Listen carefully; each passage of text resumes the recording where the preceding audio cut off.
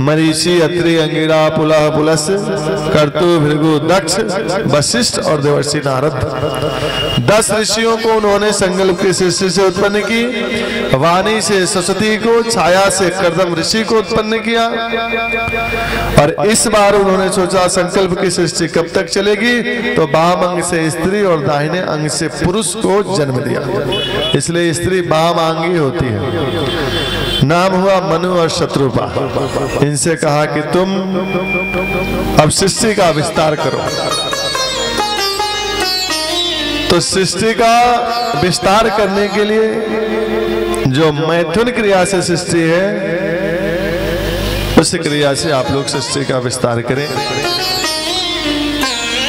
और तब इनके 5 संतान हुए, जिसमें से 3 बेटी और 2 बेटा। बेटियों का नाम है आकुति, देवहूति, प्रसूति, और बेटों का नाम है प्रियव्रत और उतानपाद। तो सबसे पहले मझली बेटी देवहूति का सुनाया है। देवहूति का विवाह कर्दम ऋषि के साथ हुआ, जो ब्रह्मा जी के ही पुत्र थे कर्दम ऋषि। और इनको विवाह होने के बाद में 9 बेटियां हुई, जिसमें कला देवी, अनुसुईया, अरुंधति, क्रिया, ये सब इनके बेटियों का नाम है। 9 बेटियां हुई। और 10वें के रूप में स्वयं भगवान ही आए, उनका नाम हुआ कपिल। बोल कपिल भगवान की। कपिल भगवान स्वयं नारायण के अवतार हैं, इनके बेटे बन के आए। यहाँ पर कर्दम ऋषि ने कहा कि अब अपने राम वन में तपस्या के लिए जाते हैं। तो माता ने कहा देवहूति ने कि बेटियों का विवाह तो कर दो कम से कम। तो बेटियों का विवाह करने का उन्होंने बोला ठीक है, करके फिर हम चले जाएंगे। कपिल भगवान के दर्शन करने के लिए ब्रह्मा जी आए। जाने लगे तो कर्दम ऋषि ने कहा कि आपके घर में क्या कमी, बालक स्वयं भगवान हो, भगवान ही बेटा बन के आया हो, तो उसके घर में क्या कमी थी? कहीं से कोई कमी है? लेकिन फिर भी जब समय आया तो तपस्या के लिए चले गए। उसी प्रकार व्यक्ति को मन में विचार करना चाहिए कि जब भी काम धंधों से, आपकी जिम्मेदारियों से समय मिलता है तो भगवान में लगाओ। 60 साल 70 साल के लोग हो जाते हैं, क्या हुआ भगवान का भजन करो, नहीं नहीं अभी नहीं करेंगे, बस नतनी की शादी और हो जाए, पोती की शादी हो जाए। हाँ, बेटा कह रहा है कि पहले ये चली जाए उसके बाद ही शादी करूंगा, नहीं तो बीच में ही टपक जाए। तो क्या है कि इस पर विचार करना चाहिए। संतों ने जो किया है मार्गदर्शन के लिए चले गए। एक दिन माता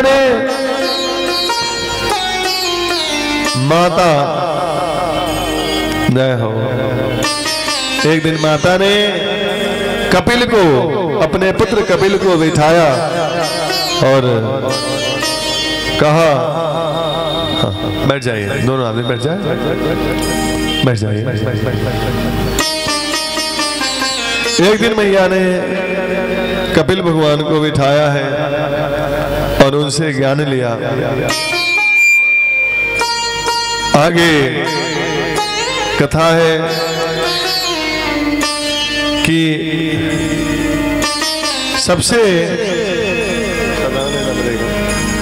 सबसे जो है बड़ी बेटी आकुति का विवाह हुआ था रुचि प्रजापति से, जिनके यहाँ जग नारायण भगवान का प्रागट्य हुआ। बोलिए जग नारायण भगवान की जय। और सबसे छोटी बेटी है प्रसूति, जिनका विवाह दक्ष प्रजापति से हुआ था। इनको 16 कन्याएं हुई। 13 कन्या धर्म से विवाह की गई। धर्म की मूर्ति नामक पत्नी से नर नारायण भगवान का जन्म हुआ। बोलिए नर नारायण भगवान की। और एक कन्या पितृगणों से विवाह हुआ, एक कन्या अग्निदेव से और एक कन्या सती, जिनका विवाह हुआ था भोलेनाथ से, पर संतान नहीं हुआ। यहाँ पर पूछा है परीक्षित ने कि संतान नहीं हुआ, ऐसा क्या कारण है? तब उन्होंने विस्तार से सती के चरित्र को सुनाया है। आइए इस कथा को 10 मिनट में श्रवण करेंगे। उसके बाद में शिव पार्वती का विवाह, भजन कीर्तन, फिर आरती। जब दक्ष प्रजापतियों को ब्रह्मा जी के कहने से प्रजापतियों का अधिपति बनाया गया, उच्च पद मिलता है, तो समाज उनकी स्वागत करती है। दक्ष प्रजापति की स्वागत समारोह हुआ और उस स्वागत समारोह में बड़े बड़े ऋषि और देवता आए। अभिमान की विशेषता होती है कि हजारों के भीड़ में सब प्रणाम करे और उसमें से एक व्यक्ति अगर प्रणाम नहीं किया तो अभिमानी व्यक्ति उसी को घूरता है कि इसने मुझे प्रणाम क्यों नहीं किया। ऐसा ही हुआ दक्ष प्रजापति के साथ। सारी सभा खड़े होकर के दक्ष प्रजापति की अभिवादन किया, लेकिन 3 लोग खड़े नहीं हुए। जाकर के उन्होंने देखा पास में कि ये कौन लोग हैं जो खड़े नहीं हुए। देखा तो ब्रह्मा जी। दक्ष प्रजापति ने कहा कोई बात नहीं, ब्रह्मा जी हैं, मेरे पिताजी हैं, बैठे रहे। फिर देखा ये कौन है, विष्णु जी, ये मेरे दादाजी हैं, कोई बात नहीं, बैठे रहे। ये तीसरा कौन है, भोलेनाथ, ये तो मेरा दामाद है, इसको तो खड़े होकर के अभिवादन करना चाहिए। जो देखा भोलेनाथ को, दक्ष प्रजापति का माथा बहुत खराब हो गया और भरी सभा में कह दिया कि सूर्याताम ब्रह्मस्तयो में सहदेवा सहाग्रया। सभी सभासद सुन लो, सूर्याताम ब्रह्मस्तयो, सभी ब्रह्म और ऋषि सुन लो कि सभा में एक भी व्यक्ति असभ्य आ जाता है तो सभा की गरिमा गिर जाती है। सबने देखा कि ये असभ्य कौन है। यहाँ तो एक से एक वरिष्ठ लोग बैठे हुए हैं। दक्ष प्रजापति ने कहा कि ये तुम्हें भोलेनाथ नहीं दिखाई दे रहे। सब पुरुषों के बीच में रहे तो सभ्यता सीखे। दिन भर भूत प्रेतों के साथ रहता है, प्रेता बासेसु घोरेसु, नरमुंडों की माला पहनता है, चिता भस्म का पाउडर लगाता है, दिन रात भूत प्रेतों के साथ रहता है, सभ्यता कहां से सीखे। सबने कहा कि ऐसा न कहो, ये आपके दामाद हैं। दक्ष प्रजापति ने कहा मेरा दामाद, कहा मेरी मृगलोचनी बेटी सती, और कहा ये बंदर के आंख वाला शंकर। मैं अपनी बेटिया का विवाह इससे करने वाला नहीं था, ये तो मेरे पिता ब्रह्मा ने कहा, तब मैंने विवाह किया। दक्ष प्रजापति को क्रोध आने लगा और दक्ष प्रजापति गाली देना शुरू कर दिया। दक्ष प्रजापति ने कह दिया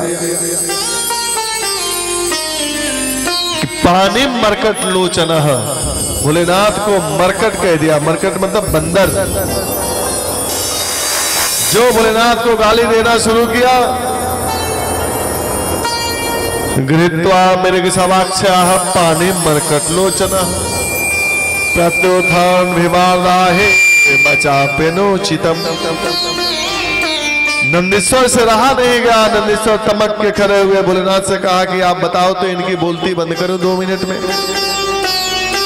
भोलेनाथ ने कहा नंदीश्वर से कि बैठ जाओ, ये जो गाली दे रहे हैं ना, ये कोई और नहीं, ये मेरे ससुर जी हैं। और बेटा, ससुराल की गाली सबको खानी पड़ती है, मैं सुन रहा हूं, तुम भी सुन लो। नंदीश्वर को आज्ञा नहीं मिली, नंदीश्वर बैठ गए। लेकिन दक्ष प्रजापति गाली देते देते साप ही दे दिया भोलेनाथ को कि आज मैं साप देता हूं भोलेनाथ को कि आज के बाद किसी भी यज्ञ में इनको भाग न दिया जाए। जैसे साप दिया, नंदीश्वर से रहा नहीं गया। नंदीश्वर खड़े हुए, उन्होंने साप दे दिया कि दक्ष प्रजापति, भोलेनाथ को तुमने साप दिया है, करुणा के अवतार है, इसलिए कुछ बोल नहीं रहे हैं, तुम उसका फायदा उठा रहे हो। हम भी तुम्हें साप देते हैं कि तुम्हें बकरे का मुंह लग जाए। दक्ष प्रजापति के तरफ से खड़े हो गए भृगु ऋषि ने कहा कि तुम क्यों बीच में बोला, ससुर और दामाद के बीच में। मैं भी साप देता हूं कि तुम्हारे जैसा सब जो है कि ब्राह्मण चाटुकार हो जाए, भिखमंगा हो जाए। अब सब खड़े होकर के साफ दे दिया शिवगणों को कि सब शिवगण जो है कि सब के सब पाखंडी हो जाए। जो ये साप दिया भोलेनाथ ने देखा कि ये साप समारोह है कि स्वागत समारोह। भोलेनाथ खड़े हुए और चल दिए। जब चल दिए तो शिवगण भी चल दिए वहां से। शांत हो गया उस समय का मामला वहां, लेकिन दक्ष प्रजापति का माथा शांत नहीं हुआ। बदले की भावना से उन्होंने एक यज्ञ किया, जिस यज्ञ का नाम हुआ दक्ष यज्ञ। उस यज्ञ में सभी देवी देवता गए, लेकिन भोलेनाथ को दक्ष ने नहीं बुलाया, अपने ही दामाद को और बिटिया को नहीं बुलाया। अन्य बेटियां जा रही है, पर कुछ लोगों की आदत होती है कि दो प्रेमियों के बीच में खटपट हो तो ऊपर से और आग लगाते हैं। भोलेनाथ को नहीं बुलाया, सबको पता है, लेकिन विमान जाने लगे भोलेनाथ के सिर के ऊपर से, कैलाश के ऊपर से। सती ने पूछ दिया कि देवियों कहां जा रही हो? उन्होंने कहा कि तुम्हारे पिता यज्ञ कर रहे हैं, तुम्हें बुलाया नहीं क्या? घर की बात संभाली, बोला हाँ हाँ बुलाया है, लेकिन तुम कहां जा रही हो ये पता करना था बस मुझे। और सती जी जाकर भोलेनाथ से कही कि ये जितने विमान जा रहे हैं ये आपके ससुर जी यज्ञ कर रहे हैं। प्रजापते ते ससुरस्य सांप्रतम निर्यापितो जग महोत्सव किल वयम च तत्र भीषणाम वामते जद अर्थितामी विबुधा व्रजन्ते। प्रजापति दक्ष जो आपके ससुर जी हैं वो यज्ञ कर रहे हैं और चलिए उस यज्ञ में। भोलेनाथ ने कहा कि यज्ञ में बुलावा तो नहीं आया, कैसे जाएं? मां ने कहा कि हो सकता है कि पत्रवाहक को पत्र न मिला हो और किसी कारण से उसे देर से मिले, इसलिए हम लोगों को चलना चाहिए। भोलेनाथ ने कहा कि कोई पत्र नहीं आया है। तो जो बरसों पुरानी घटना थी जिसमें दक्ष प्रजापति ने ससुर जी ने गाली दिया था भोलेनाथ को, वो बात अब बता रहे हैं भोलेनाथ सती जी को। उस समय नहीं बताया। इससे भी सीखना चाहिए व्यक्ति को। कई लोग तो जब ऑफिस में घर से बाहर जोर नहीं चलता है तो घर में नौकरी करके आते हैं, काम करके आएंगे तो पत्नियों के ऊपर जोर चलाते हैं। उनको सीखना चाहिए बाहर का खटपट बाहर छोड़ के आओ, बाहर का खटपट कभी भी घर के अंदर लेकर ना आओ। जो बाहर की खटपट टेंशन घर में लेके आता है उसके घर में टेंशन ही बनी रहती है। भोलेनाथ बरसों पुरानी बात अपनी पत्नी को नहीं बताया, गाली देने वाली, आज बता रहे हैं। मैया सती ने कहा कि जब ऐसी बात है तो लोग तो यही कहेंगे कि ससुर दामाद की झगड़ा अभी तक खत्म नहीं हुआ, इसलिए मैं तो अवश्य जाऊंगी। मैया जिद करी, नहीं मानी।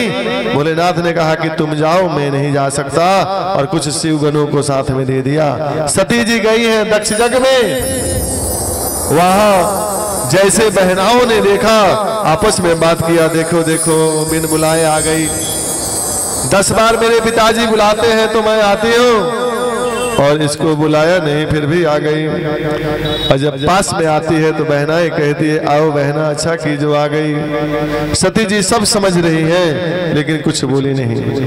पिताजी ने जब देखा सती को मुंह मोड़ लिया, बात ही नहीं किया। लेकिन वहां सबसे ज्यादा कोई प्रसन्न था सती को आने से तो उनकी माता प्रसूति थी। बेटी को देखते ही लपक के झपक के भर अखबार बांध लिया और बोला कि बेटी मुझे पता था तू नहीं आएगी, लेकिन तू आ गई, बहुत अच्छा की। सती जी जग को देखने लगी, देखा कि जग में सभी देवताओं को भाग मिला है लेकिन हमारे भोलेनाथ को भाग नहीं मिला, पूजन नहीं हुआ है। अपना अपमान तो सहन कर गई लेकिन भोलेनाथ अपने पति का अपमान सहन नहीं कर पाई और बहुत क्रोध में आई और सती ने भरे जग सभा में कह दिया कि पिताश्री मुझे कोई दक्ष की बेटी कहे, दक्षायनी कहे, अब मुझे ये मंजूर नहीं, क्योंकि शिव द्रोही की मैं बेटी कहलाऊं। आप जानते हैं शिव 2 अक्षर का नाम जो एक बार अपने जुबान से बोल देता है उसके जन्म जन्मांतर के जुग जुगांतर के पाप नष्ट हो जाते हैं। और आप जैसे शिवद्रोही का मैं बेटी कहलाऊं, अब ये मुझे सहन नहीं होगा। अब मैया क्रोध में आई और जोग अग्नि उत्पन्न की और जोग अग्नि में अपने आप को जला के भस्म कर दी। बोले सती महारानी की। अब तो यहाँ पर शिवगण बड़े उपद्रव करने लगे। सब शिवगणों को मार करके देवताओं ने वहां से भगाया। जा करके भोलेनाथ को नारद जी ने बताया कि जैसा हम वैसा आप हो गए। क्या हुआ? तो कुछ चटपटी खबर बना दी कि आपकी पत्नी जो सती थी दक्ष ने हवन कुंड में डाल दिया। भोलेनाथ क्रोध में आए, जटा उखाड़ा, धरती पर पटका। उसमें से भोलेनाथ के ही रूप के जैसा बलवान वीरभद्र उत्पन्न हुए। वीरभद्र से कहा कि जाओ दक्ष समेत जगत का विध्वंस करो। शिवगणों के साथ चल दिए वीरभद्र। जो देवताओं ने देखा तूफान आते हुए, सारे देवता बोले भागो। वीरभद्र ने कहा कि पकड़ो कोई जाने न पाए। जो जग में आया है सब अपना भाग लेकर के जाएगा। और शिवगणों ने वीरभद्र ने सभी देवताओं को वो मारा।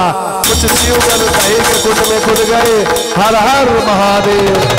दक्ष जग को विध्वंस करके दक्ष का मुंडी मरोड़ के तोड़ के हवन कुंड में स्वाहा। भृगु ऋषि की दाढ़ी नोच के हवन कुंड में स्वाहा। दक्ष जग विध्वंस हो गया। सब देवता भागे भागे गए ब्रह्मा जी के पास। ब्रह्मा जी से कहा कि हम बहुत सारे जग में गए लेकिन ऐसा जग हमने कहीं भी नहीं देखा। ब्रह्मा जी ने कहा जब हम नहीं गए, भोलेनाथ नहीं गए, विष्णु नहीं गए, तुम क्यों गए? देवताओं ने कहा कि जो खाई सो खाई, आगे खाई सो राम दुहाई। चलो भोलेनाथ को फिर मनाते हैं। भोलेनाथ को सबने मनाया। भोलेनाथ ने कहा कि हमें तो भाग्य ही नहीं मिला, हम कैसे जाएं? देवताओं ने कहा कि आज से जग में जो भी बचेगा सब आपका। भोलेनाथ ने कहा जो ही राम सो ही राम। वो तो आशुतोष है, जल्दी प्रसन्न हो जाते हैं। आ गए। बोला कहाँ है? जजमान को बुलाओ। तो जजमान दक्ष प्रजापति थे, उनका शरीर तो है लेकिन ऊपर से मुंडी गायब है। हवन कुंड में स्वाहा हो गया था। तो बकरे का मुंह लगा करके अपने ससुर को जीवन दान दिया और बकरे के मुंह से अपने दामाद यानी भोलेनाथ की प्रार्थना की है दक्ष प्रजापति ने। और जो बकरे के मुंह से बोला, भोलेनाथ ने देखा कि हमारे ससुर जी की तो आवाज ही बदल गई। ये जो बम बम बोलते हैं ना, ये भोलेनाथ के ससुर जी का आवाज है। जब बम बम भोलेनाथ को बोलते हैं तो भोलेनाथ को अपने ससुर जी की याद आ जाती है और भोलेनाथ मुस्कुरा देते हैं। भोलेनाथ ने मुस्कुरा दिया और फिर वहां पे उस जग को पूरा किया गया। और यही सती जी हिमांचल की बेटी पार्वती के रूप में जन्म लिया है। राम जी ने कहा भोलेनाथ से कि जाओ जाओ विवाह सलजही यही मोह मांगे देहु। जाओ हमें अपना स्वामी मानते हो तो शैलजा से यानी पर्वत की बेटी से विवाह करो। भोलेनाथ ने कहा कि माता पिता गुरु और ईश्वर की बात बिना विचारे ही मान लेना चाहिए। आप जो कहते हैं मैं मान लूंगा, मैं शादी करूंगा, वैसे तो उचित नहीं है लेकिन हम आपके बात को काट नहीं सकते, इसलिए विवाह करूंगा।